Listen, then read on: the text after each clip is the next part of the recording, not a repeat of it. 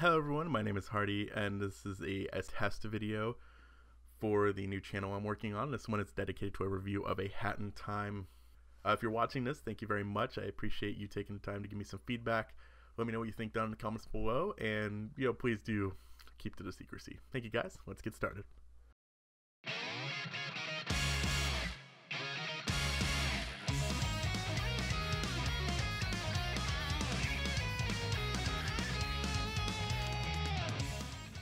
Hey everyone, my name is Hardy, and welcome to Hardy's Backlog, a series where we take a look at some games that I've been wanting to play for a long time and I'm finally getting a chance to. This is a great excuse to do it. However, right away I'm kind of breaking the rule of that, because this is a game I have technically played before, but it's a game that is already considered one of my favorite games of all time, and I just really wanted to talk to you guys about it. Today, we're going to be taking a look at A Hat in Time.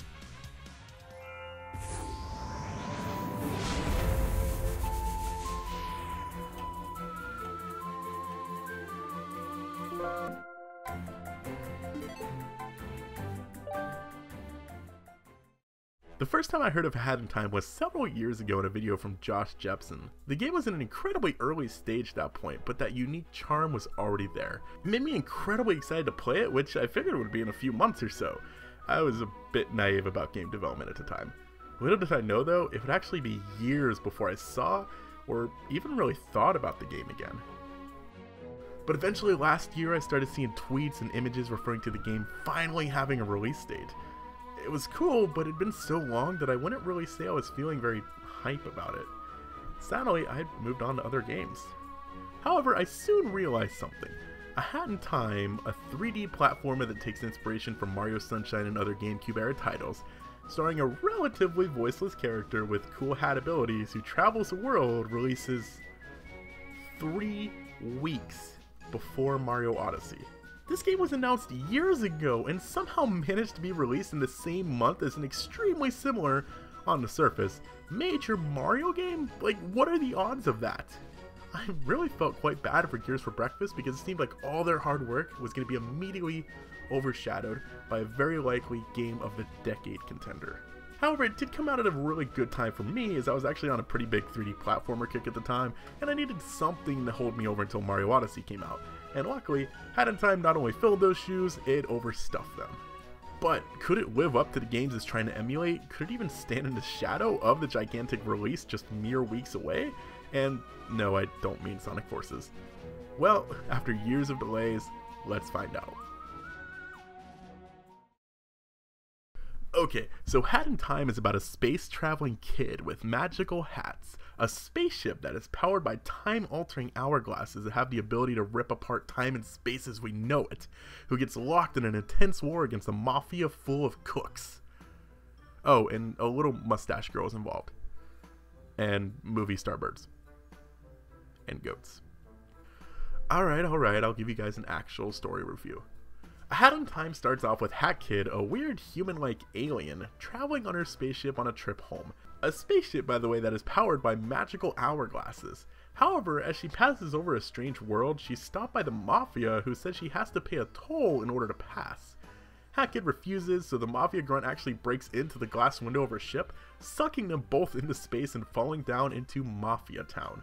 And man, if the face on Hat Kid as she realizes all of her timepieces are falling away isn't the most "I'm so over this" face, I don't know what is. Down on a planet, Hat Kid meets another adventurous kid named Mustache Girl. And no, you're not getting an answer on a mustache, just let it go. Together, our mighty duo takes on the Mafia, including infiltrating their base in order to retrieve the precious timepieces. But one of them breaks, however, and Mustache Girl learns these pieces have more powers than just fueling spaceships. They can alter time itself. She wants to use it for good and stop the Mafia. However, Hat Kid refuses, not wanting her precious treasure to be used up, and just wants to go home. Mustache Girl decides to take actions into her own hands, however, vowing to collect all the timepieces before you can, and stealing half your money. Suddenly, the best friends are mortal enemies. And now the stage is set for Hat Kid's journey through this weird world. In the different chapters, you'll get dragged into a bird world where 2 directors are competing to make the best possible movie, and you get dragged into the mess. You'll travel to a dark, creepy forest inhabited by spirits and basically Satan, and goats. Lots of goats. But that's the basic story of the game. What about the gameplay itself? Well, let's dive in. Alright, I'm going to try to get through as much of this as possible without comparing it to other games, but Hat in Time is designed as a tribute to old 3D platformers, so that may be a bit difficult.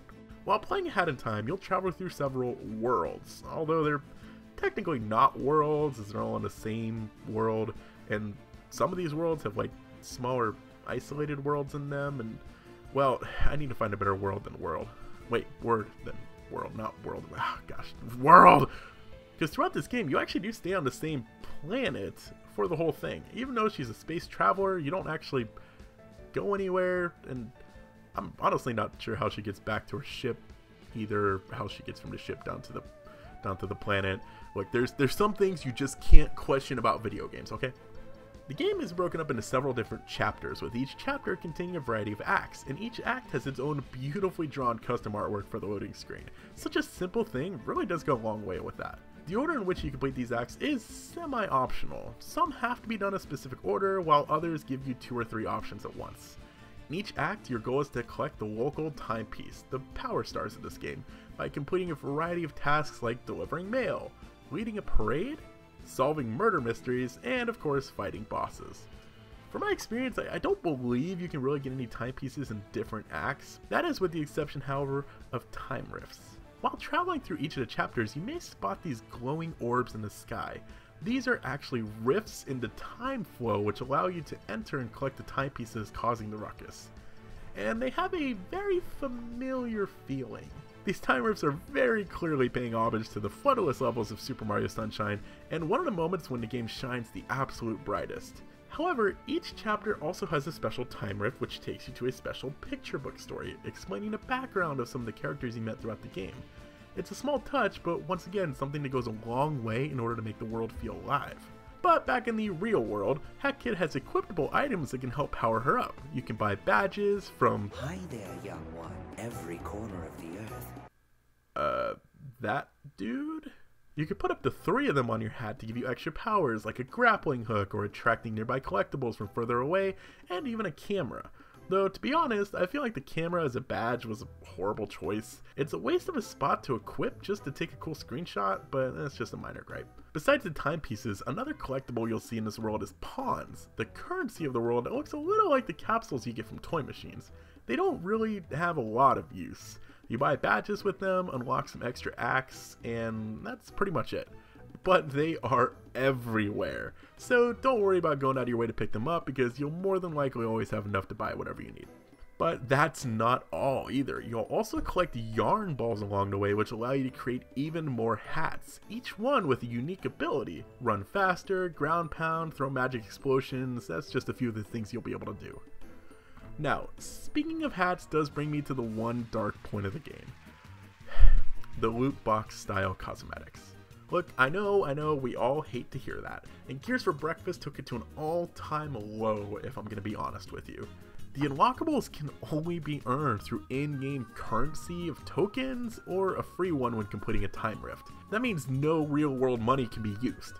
Plus, once you get an item, it's removed from the pool so you can't get any useless duplicates, meaning you'll eventually get everything. I know, I was disappointed too. And the worst part is it's only cosmetics and extra music tracks, nothing that makes the game easier. Absolutely disgusting. You would think those darn indie developers would actually have enough respect for us to scam us and rip us off like the AAA guys. What the heck? Oh well. Hat Kid controls amazingly well. You have your standard double jump found in most platformers, but you also have a dive to gain some major horizontal distance, plus an extra jump out of the dive to make one impressive landing. Hat Kid can also climb walls for a short distance, which can lead to a makeshift wall jump, as well as 2 different types of attacks. A normal umbrella, which oddly isn't customized in the core game, which is odd since it has an inventory spot like hats and badges, but it never changes. Not even cosmetically, which I found very odd. Hat Kid also has an absolutely ridiculously looking homing attack, which she can perform mid-jump. Seriously, she looks like Superwoman, it's amazing. Or should I say, Super Hat. The enemies you fight are admittedly a bit lacking. The Goombas of this world are these weird black bird things, which come in a cool flame variety to be fair, but each world also has its own enemies as well. My personal favorite, and least favorite, is the Lazy Paw Gang. favorite for the fact that they're cats and they look really cool, least favorite because they're annoying and they keep taking my hat and give it back! Though, to be honest with you, this game isn't really even about combat outside of boss battles, so it's really just a bit of a nitpick personally. And that's basically the core game without going into any major spoilers anyways. And speaking of spoilers, after the end of Mafia World, when Mustache Girl is revealed to be the bad person, this is really where I start to have a problem with the game. Mustache Girl is clearly the main antagonist of the game, and after the scene you don't see her again until the end of the game. No real mentions of her in any other chapters or by any other characters, no signs of her mayhem as she collects timepieces, she's basically just forgotten. And I don't agree with that. It's very similar to Kingdom Hearts. Each world has its own little subplots and characters, but in Kingdom Hearts you still remember the overall story. Save Kairi. But here, Mustache Girl is basically an afterthought, and I just don't agree with that. So, she didn't have to be the focus the entire time, but some little tidbits here and there to remind you of the endgame would have been nice. When you return to the ship, the next level is unlocked, Dead Bird Studio. When you arrive, you meet the two main characters of this world, the Conductor and DJ Groove. Wait a moment. Where have I seen you before?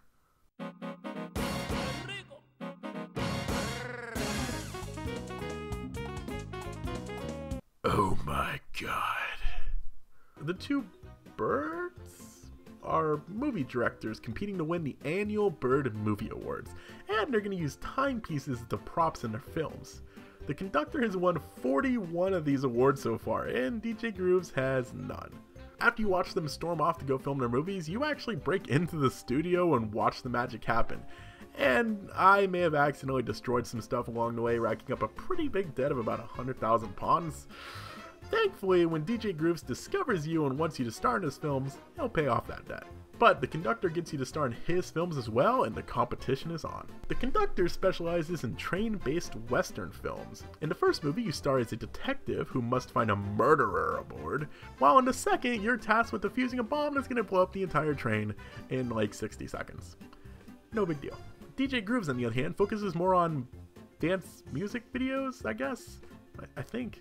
The first film is you going around trying to gain as many fans as possible, while the second film has you leading a huge parade in a packed city. Once you complete all 4 films, your overall score in the acts will determine the winner of the annual Bird Movie Awards. The winner presents you with a timepiece, and your time here is finished. But back in the spaceship, when you try to leave the machine room, however, you find that the door is locked. The phone next to you starts ringing and says that the award ceremony was rigged, and you need to get to the bottom of it. Back in Dead Bird Studio, you make your way to the stage where you have to fight the winner of the award. During the fight, you actually come pretty close to being defeated, but the losing bird manages to save you at the last minute. Thanks to their assistance, you manage to defeat the traitor director and claim your timepiece. Dead Bird Studio is probably my favorite chapter in the game. Every act is a perfect example of how full of life this game is. The characters are completely lovable and memorable, the music is great to listen to, the overall story is just a joy to play, though I'm partial to the Conductor's films. Murder on the Owl Express specifically might be the best act in the entire game. Almost every single review I've seen of this game has included the art for this mission just because of how cool it is. It's ridiculous. Chapter 3 takes us to the mysterious Subcorn Forest. Right away, you're trapped by a mysterious Snatcher. He takes away your soul and forces you to sign a contract to complete tasks for him before he'll give it back to you. Oh, and so he won't kill you. These tasks you have to perform include fighting off evil spirits, delivering mail, and cleaning toilets. But the Snatcher isn't the only creepy part of the forest. In the 4th act, you have to explore Queen Vanessa's manor. I actually stumbled into this act on accident, and look, I haven't played a lot of horror games in my days, but this level had me spooked. The music, the visuals, the intensity when the queen gets near, it blew my mind that a game so visually charming, cute, and relaxed could be one of the most intense and scary gaming moments I've ever had. And that's without jump scares. After completing all of Snatcher's contracts, he decides it's time to dispose of you because he just doesn't need you anymore, which leads to the chapter's boss fight. Defeat him and you'll force him to release your soul in the cutest sequence in gaming history. Seriously, just watch.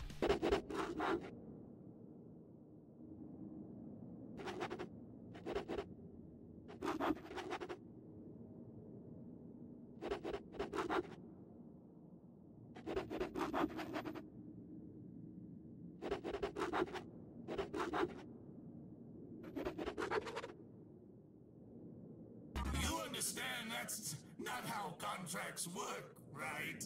Subcorn Forest is a weird chapter because it seems like if you only follow the contracts, you'll only experience about half the level.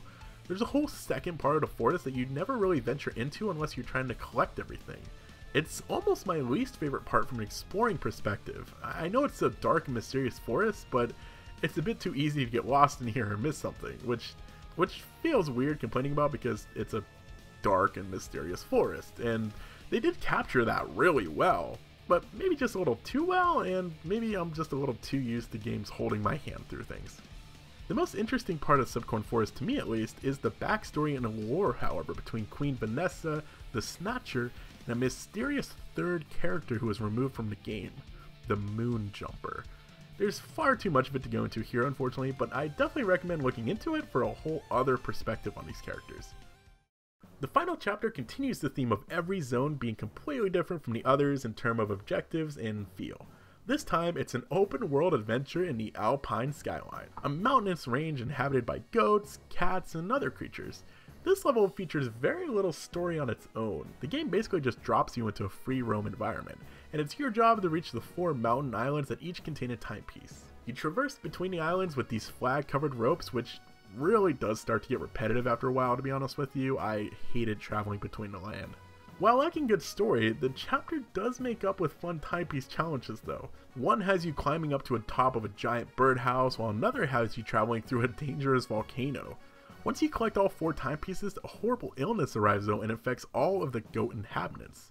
There's actually no real boss fight here, just destroy all the poison flowers that are polluting the world and you save the day. Alpine Sky is a really weird world.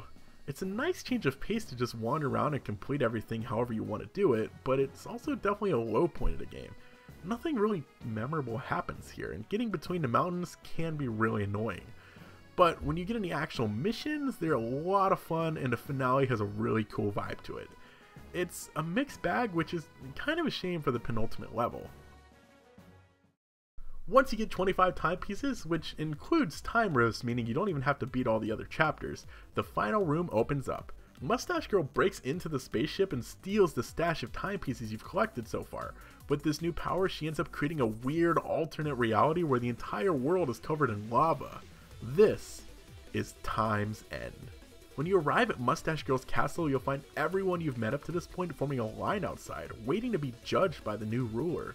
You skip to the front of the line and challenge your rival to one epic battle of the kids. Throughout the battle, your friends as well as your enemies will actually help you out with extra hearts and attacking her, and after all, the enemy of my enemy is my friend, right?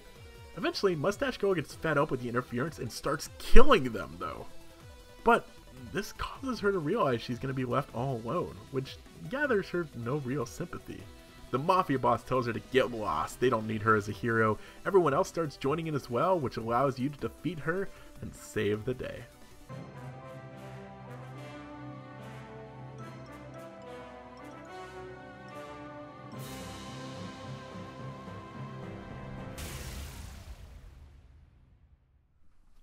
Ahead of Time is a special game, crafted for years by a team that started off as just one man but grew to a small team from 4 different countries, and every single megabyte of this game is stuffed full of love. With that said, it's not perfect. Other games have better graphics, other games have longer stories, other games have a much larger budget and development teams, and yet here I am, calling Hat in Time one of my favorite games ever. I think A Hat in Time is a fantastic reminder about what video games should be. You don't need state-of-the-art graphics where you can see every pore on the character's face. You don't need celebrity voice actors. You don't need Mountain Dew sponsorships, loot boxes, and day 1 DLC. Hat in Time is a game designed to make you smile and have a good time. Hat in Time isn't just a love letter to the GameCube era platformers. It's a love letter to gaming as a whole. A love letter to that childhood wonder of when you first explored Bomb-On Battlefield as Mario or raced through Green Hill Zone as Sonic. When I have a kid, this is going to be one of the first games I have him play. What's even more exciting is that Gears of Breakfast have announced that at least 2 entirely new chapters featuring new content are coming as DLC completely free. The first one is actually supposed to drop pretty soon, so I may actually have to do a mini review on that. So if it isn't obvious, as I check this game off my backlog, I'm going to have to give A Hat in Time a rating of loved it. and I hope all of you do as well. But that is my review of Hat in Time, guys. Thank you for taking the time to watch this little beta test video. I know it's a bit long. I actually cut it down a bit because originally it was going to be like 40 minutes. I didn't want it to be that crazy. Thank you guys for watching, though. Please feel free to leave the feedback down in the comments below what you thought. Remember, this is just a test video, so there are some placeholder graphics and content here and there. And eventually, the real video will actually have my face in it. Yay, is that a good thing or a bad thing? I don't know. Thank you guys, though, for taking the time to listen to this, and I love all of you, and until next time, I'm Hardy. Have a good